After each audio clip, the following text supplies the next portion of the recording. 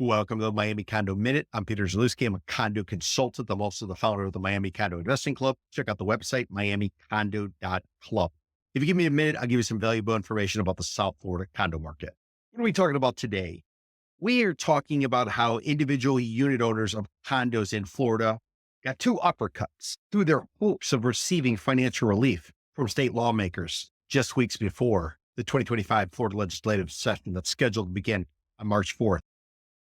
Florida Chamber of Commerce held an event last week in Tallahassee, the state capital, that surely weakened the fight and resolve of cash-strapped, struggling condo owners.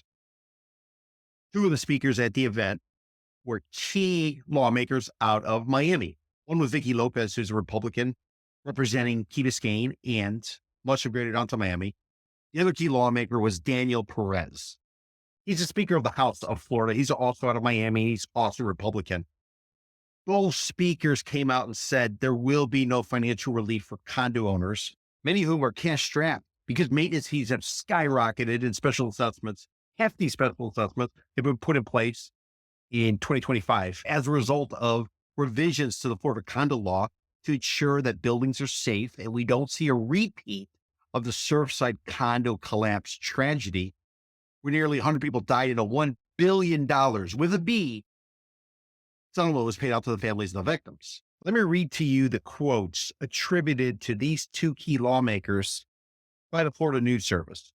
First, the state rep, Vicky Lopez, again, representing Key Biscayne and a large portion of Greater Downtown Miami. Representative Lopez says the legislature is not in the business of bailing condo owners out, especially when they haven't done what they should have done over the years.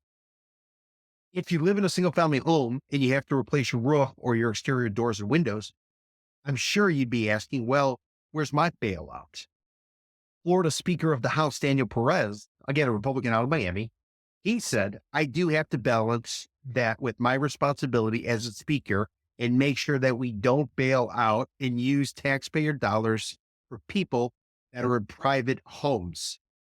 So both representatives are looking at condos at private homes, which they are. The only thing I would point out, though, is these condo associations that are struggling to remain safe, they're home to 200, 300, 400. One situation in Miami, 1,800 units.